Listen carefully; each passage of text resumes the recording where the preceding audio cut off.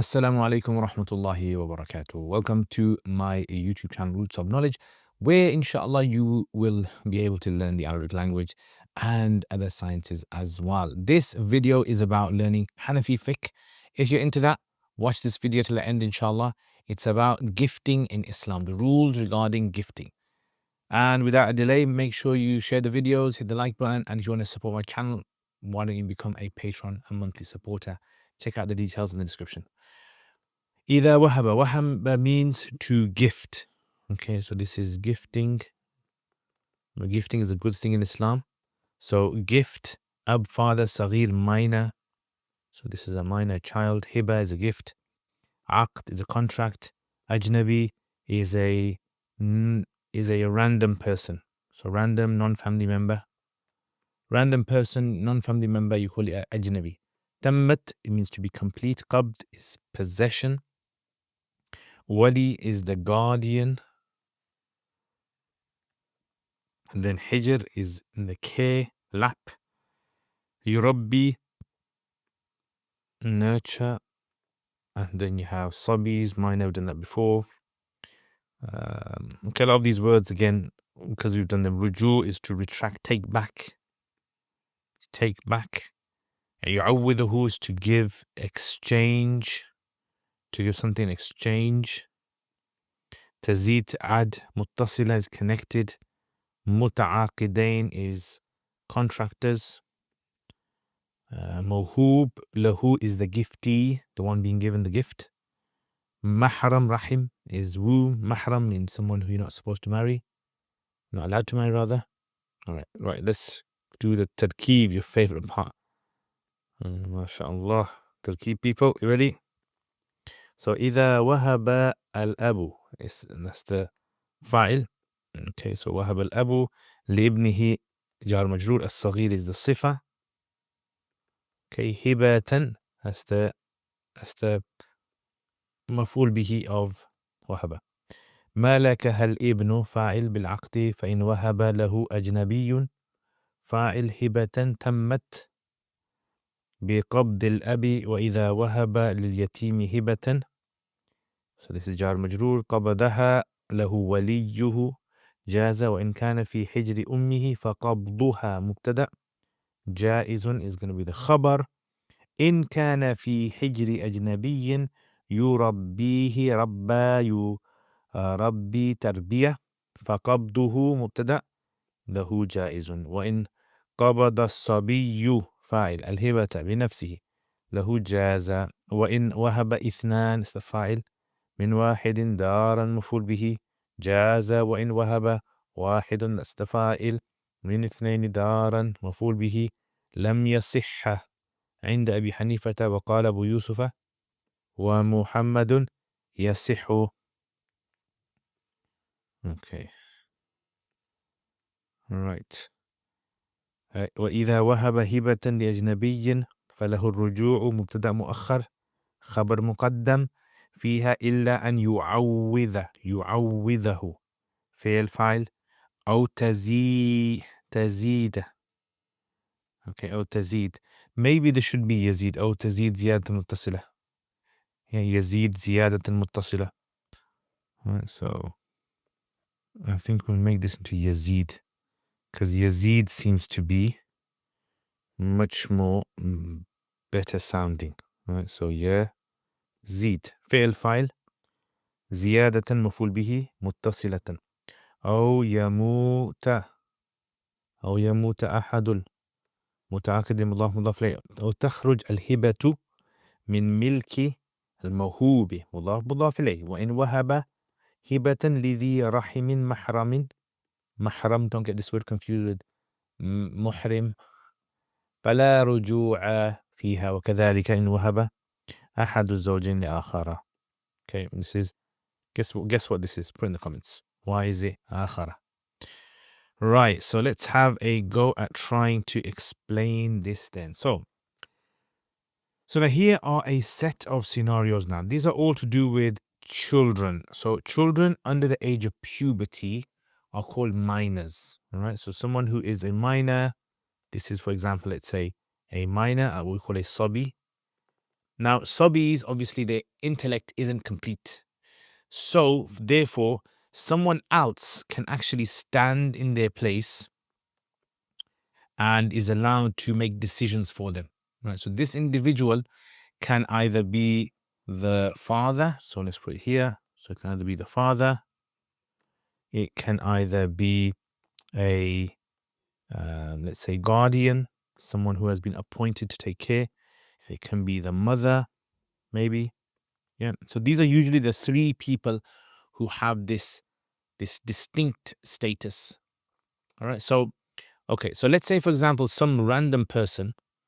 In fact, let's just color him in red because then it's just going to make sense to me because everything else is red and then. Okay. So someone now has gifted. So someone has given a gift, a gifter. He has given a gift to the child. So now if the father takes it, it will be counted as though the child has taken it. Yeah, so if someone gifts a gift, let's say this is, I don't know, looks a bit like maybe it's a PS4, PS5, I don't know which ones are the latest one now. This is the gift. So if someone gifts it and the father takes it, that will be counted as though this child has taken possession of it. So the father's possession automatically is considered to be like the child's possession. So إذا وهب الأب.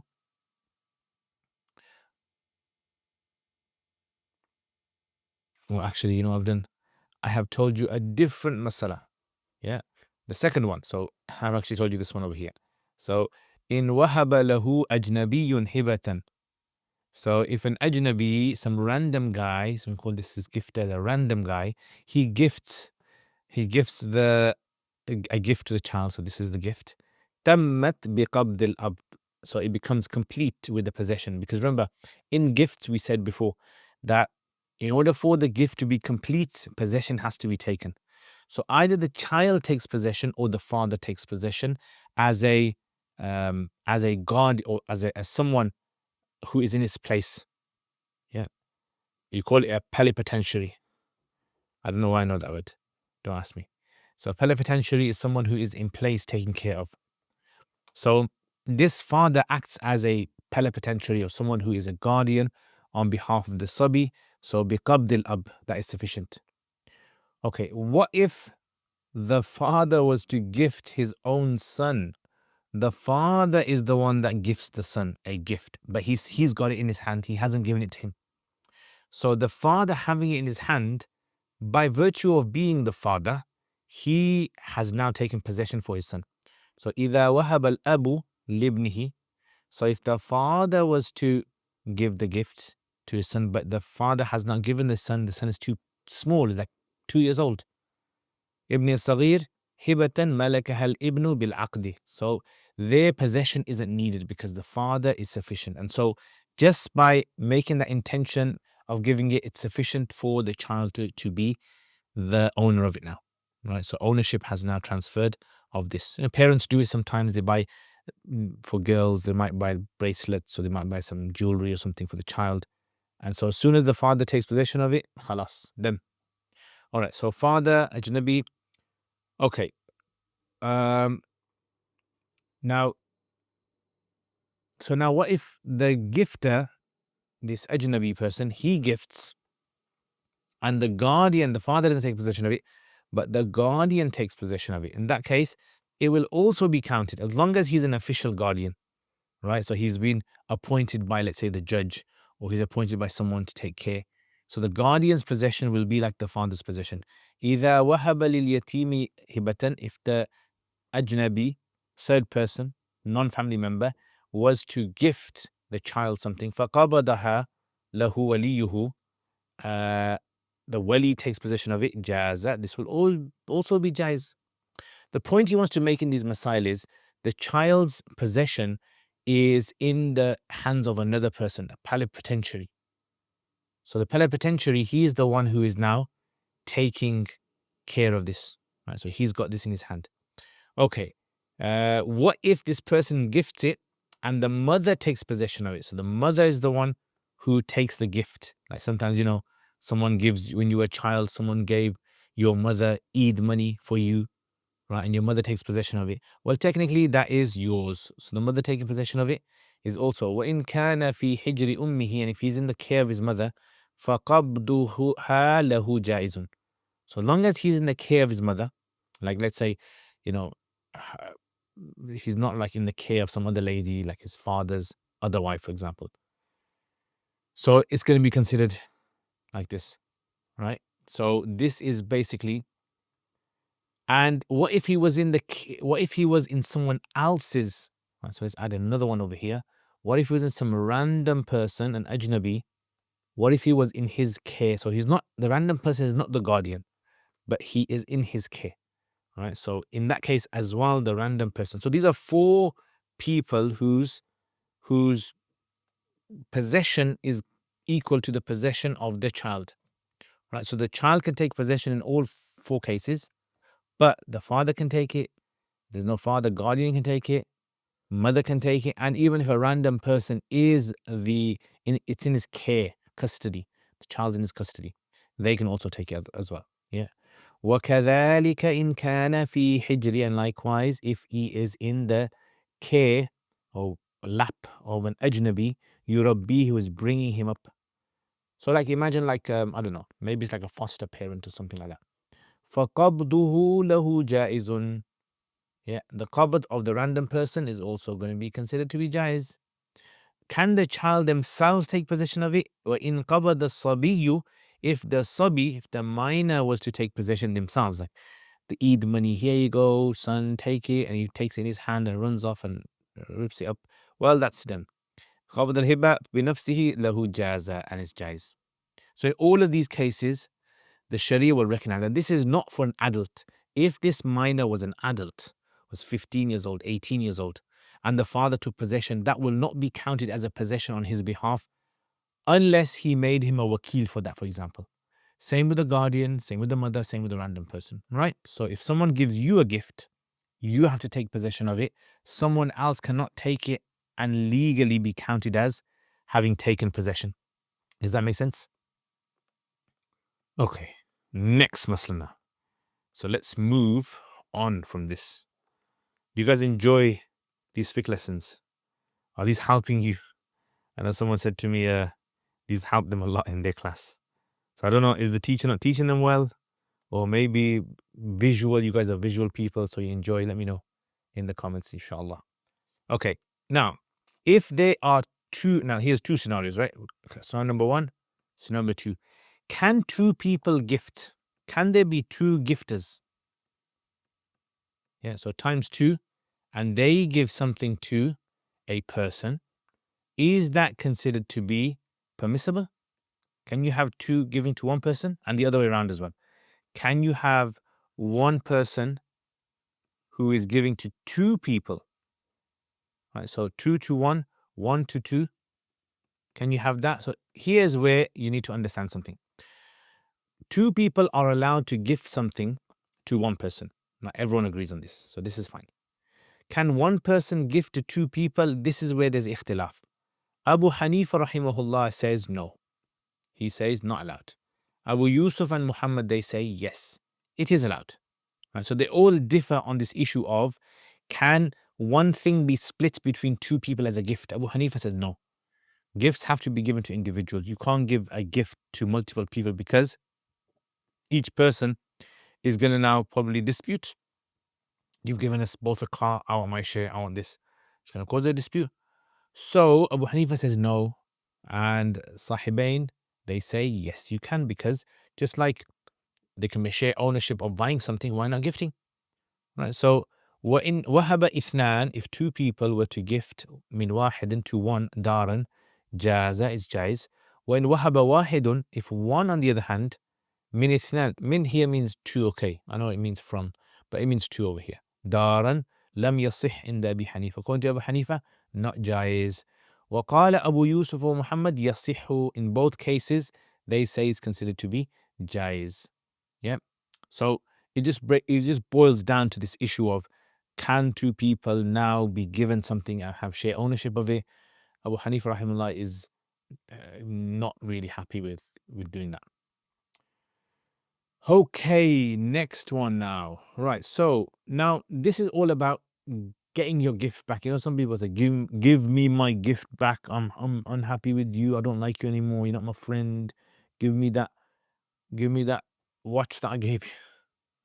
Right. So can you ask to return? Can you ask for the gift to be returned to you? Right. So generally the rule is this. If it's a random person you gave a gift to, random person, then the answer is yes. That's a random yes. Yes. Okay. But if it's one of these 6 people afterwards, then it's no.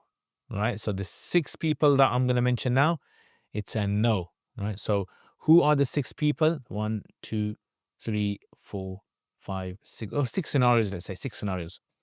So let's say, for example, like you gave it to someone, but you asked for something in exchange.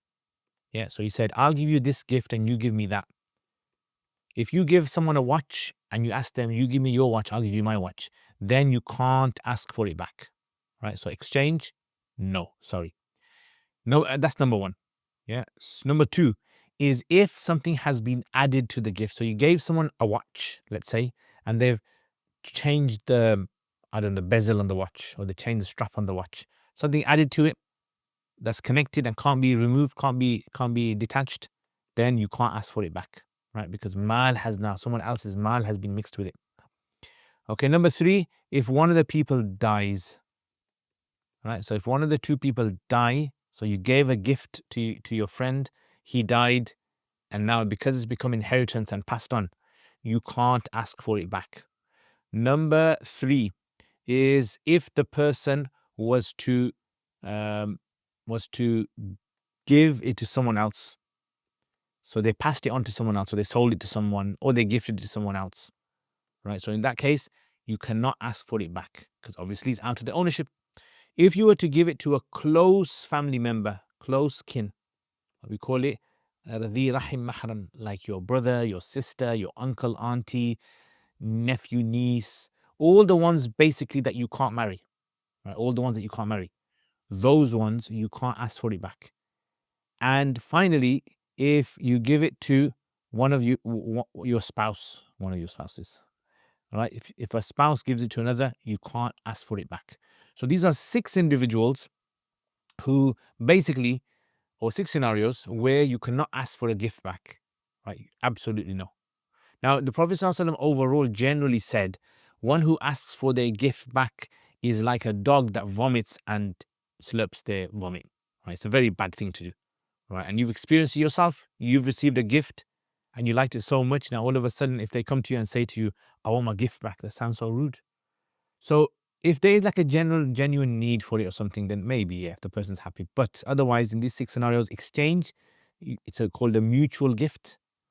Added, you gave it to someone, now they've added something to it, which they can't take off now. They've died, or they have given the watch to someone else, or you gave it to a close kin, person you can't marry, or a spouse. Yeah, so a close kin, brother, sister, niece, nephew, uncle, auntie, grandparents, parents, children, and a spouse, right? Spouse, you gave it to your wife or you gave it to your husband, you cannot ask for it back. Now, obviously, if you do and they give you, that's fine, but morally it's wrong. Yeah, morally it's considered to be wrong. So let's have a look at this then. So إذا وهب هبة, if a person gives a gift لأجنبي, a random person, فله الرجوع, right? So random person, he has the right to ask for it back. فيها إلا أن يعوضه عنها, unless he exchanges it with something else, gives you something in exchange. أو يزيد زيادة, or he adds something to it which is متصل, which is connected to it, meaning it can't be separated. Like a cover on a mobile phone can easily be detached, right? So that's not a problem. أو يموت أحد المتعاقدين, or one of the 2 peoples dies, right? أو تخرج الهبة, or the gift leaves the ownership of the موهوب له. And I just explained this by giving it to someone else, right? So he leaves his ownership. I gave you a watch. You've now sold the watch to your neighbor. Now خلاص, it's out of your ownership. I can't ask for it back. وَإِنْ وَهَبَ هِبَةً لِذِي رَحِمْ مَحْرَمٍ, and if he was to give a gift to his close kin, ذِي رَحِمْ means from the same womb. So me and my siblings came from the same womb, our mum, and me and my uncles came from the same womb, which is our grandparents, and so forth. Mahram means not permissible to marry. فلا رجوع فيها, no رجوع, no taking back. وكذلك, and likewise, ما وهب أحد الزوجين, that which one of the two spouses gifts to the other. So one spouse gives to the other, you can't. Now in all these situations, there's obviously wisdom behind it, because it hurts people's hearts and it causes friction between them, and some of them because they've died and inheritance laws have been involved. All of these ones have a valid reason. Yeah. So exchange, for example, this is because it's like a bait, it's like a transaction. So you can't ask for something back once you've sold it, can you? No. And if someone's added something to it, their mal, their wealth has been added to it. So how can you ask for it back when you're going to get something which is not yours? And if someone dies, right, so there's inheritance involved. So now you can't, ownership has transferred. You can't, if someone has given it to someone else, you can't take it back. Close kin, you're going to hurt their hearts, and spouse as well. Okay, khalas. So very nice. You like? Okay, let's look at the summary of this then. Okay, so can a child be given a gift? Yes or no? Yes. Can they receive the gift themselves? Answer: yes, they can. Can someone receive it on their behalf without them even giving consent? Yes. Who are those people? So number one is father. Number two is the guardian. Number three is the mother. And number four is a random person who has been taking care of the child, or has been bringing the child up. Okay, can two people gift something to one person? Yes, two people can gift a car to one person, a watch to one person, a bag to one person. Can one person gift something to two people? So Abu Hanifa says no, Sahibain say yes, you can. And what about asking for your gift back? Can you ask for your gift back? So the answer is technically yes if it's a random person, and in 6 scenarios, no. Right? No. Now, one thing I like about Kanz al-Daqaiq, what you guys should do is try to read Kanz al-Daqaiq when you read this. Because in Kanz al-Daqaiq, they have a text and it says, Dam'un khaziqa. Right? So, Dam'un khaziqa. Dam'un khaziqa. And each letter over here, 1, 2, 3, 4, 5, 6. He's mentioned 7. Okay, 7 scenarios.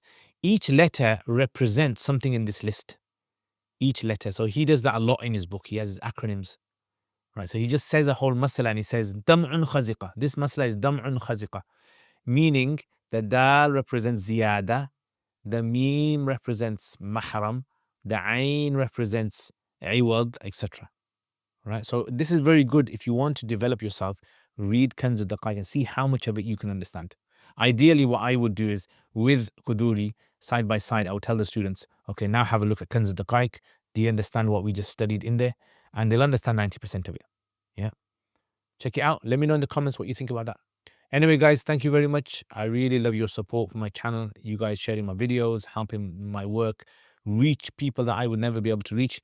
If you guys want to support my channel on a monthly basis, you want to become sponsors of my channel and support the work that I do and get a sadaqah jariyah reward, inshallah, then please consider becoming patrons, or even through PayPal. You can make one-off donations towards my channel. And you can give it to other people as well, so that other people might want to contribute towards my channel. It means a lot to me, helps me develop the channel and to be able to make these videos regularly. Thank you very much, guys. Really appreciate it. And details on the description below, you can see on the screen as well. And I will take it. I will see you guys next time. Assalamu alaikum wa rahmatullah.